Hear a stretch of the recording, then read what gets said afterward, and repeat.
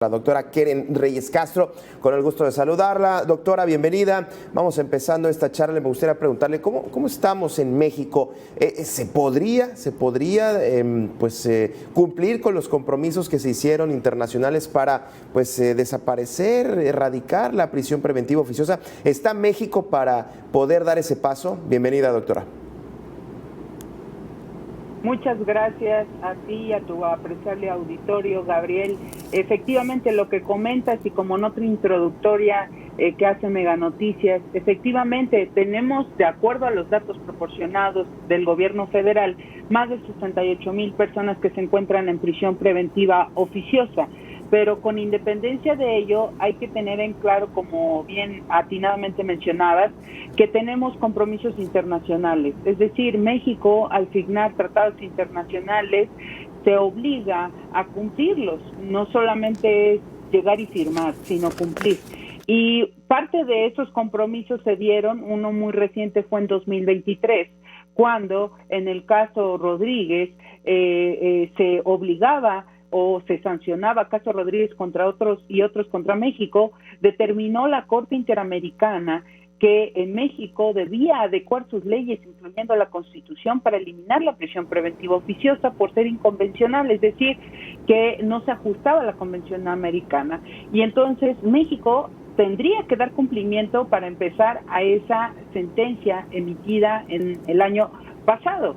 Y por otro lado, también mencionar que esta resolución es una de tantas en donde México ha sido mandado justamente a traer a la mesa, pues el tema es la prisión preventiva oficiosa. Ahora, comentabas, México está preparado. En estricto sentido, México tendría que ser mandado a traer por la Corte Interamericana respecto de este tema. No olvidemos que anteriormente compareció un grupo de juzgadores y juzgadoras ante la Corte Interamericana expresando su inquietud sobre la reforma judicial, primero. Segundo, este tema de la prisión preventiva.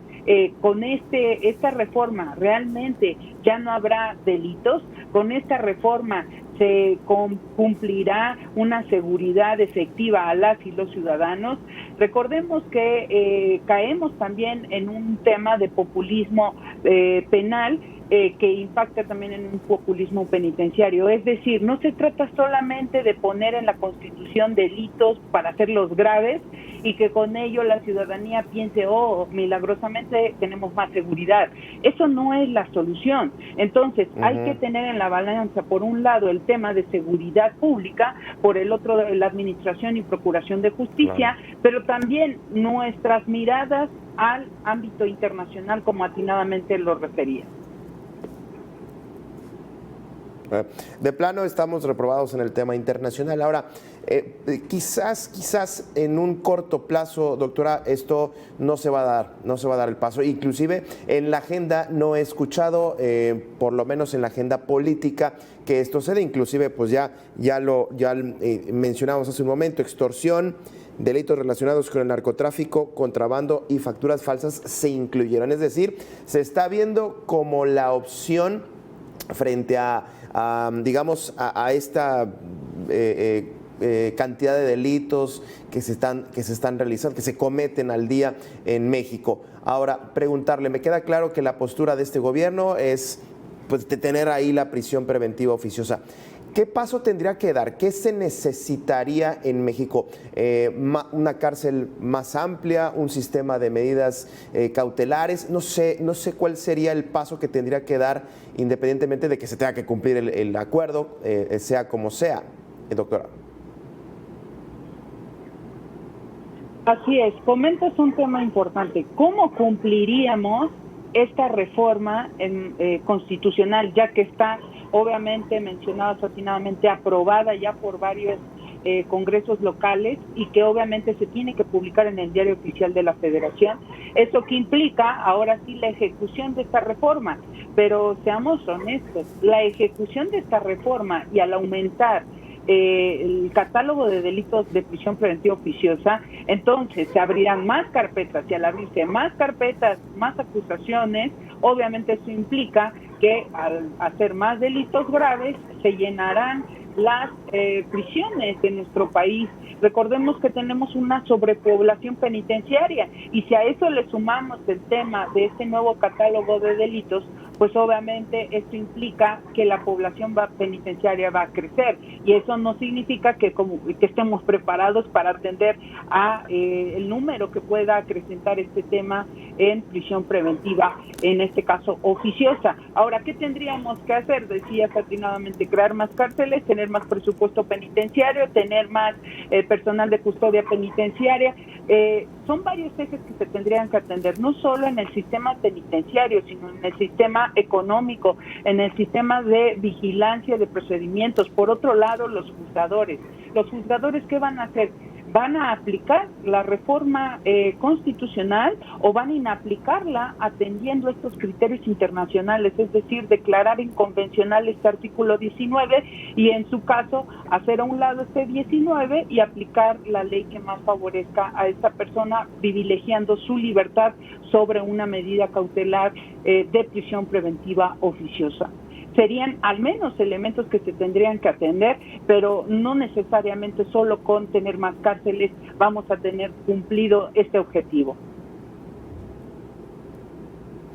No sé si, metiéndonos un poco a estos delitos que se incluyeron, que ya se aprobó, por cierto, leo el fin de semana se aprobó el Congreso número 17, es decir, va avanzando en el constituyente sobre la prisión preventiva. Este último, facturas falsas, no sé, ahí debe ser una complicación, hablando de documentos, hablando de a la hora de armar un caso por parte del Ministerio Público, ahí se presta pues a muchas cosas. Y aquí la pregunta es, no sé si en algunos gobiernos, inclusive el gobierno federal o en algunas administraciones, la prisión preventiva oficiosa pueda terminar siendo un instrumento político, doctora, que ese podría ser inclusive una instrumentación muy lamentable que termine así, que ya hemos visto algunos casos de esta manera, doctora. Así es, desgraciadamente lo jurídico debería ser solo jurídico, no político, pero últimamente el escenario en México ha ido de lo jurídico a lo político, sin decir nombres ni etiquetas.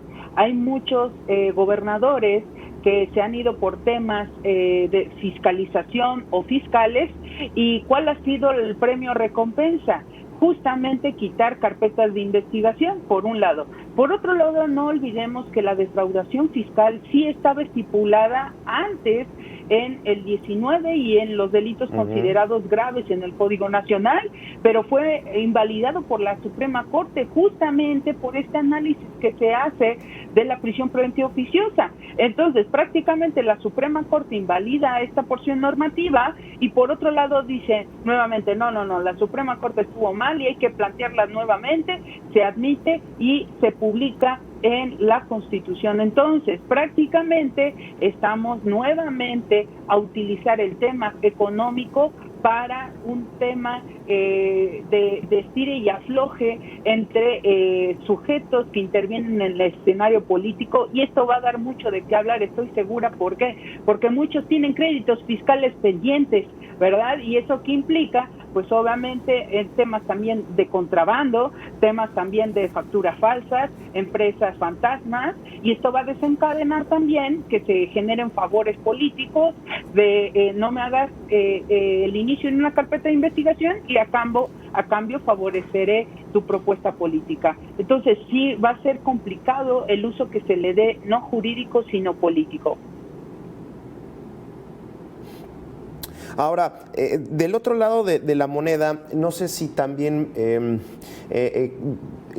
tratando de perseguir este delito, que entiendo también tiene que ver con un combate a cierto tipo de crimen organizado que se mueve no en las calles, sino ya hablando de facturas, pues ahí yo daría el beneficio de la duda a este tipo de persecución que no hemos visto y que durante muchos años hemos exigido, ¿no? Buscar a los delincuentes de cuello blanco y pues los que están en las calles matándose a balazos, pues también que se combata. Muchas veces parece que se les deja ir a los de cuello blanco.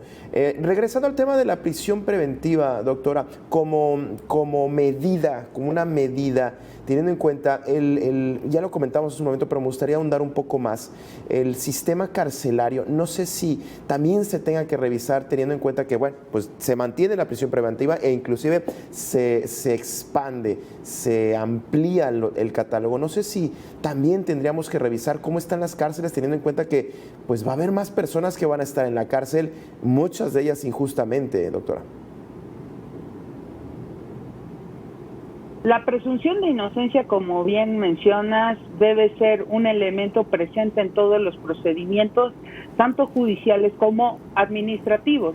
Entonces eso implica que tanto los procedimientos administrativos como judiciales tendrán que abocarse a esta presunción de inocencia. Y esto trae como consecuencia, efectivamente, que encontremos a personas que se encuentren bajo un procedimiento penal dentro de un centro penitenciario. ¿Qué se tendría que revisar? Todo el sistema penitenciario, una reingeniería del sistema penitenciario. ¿Por qué?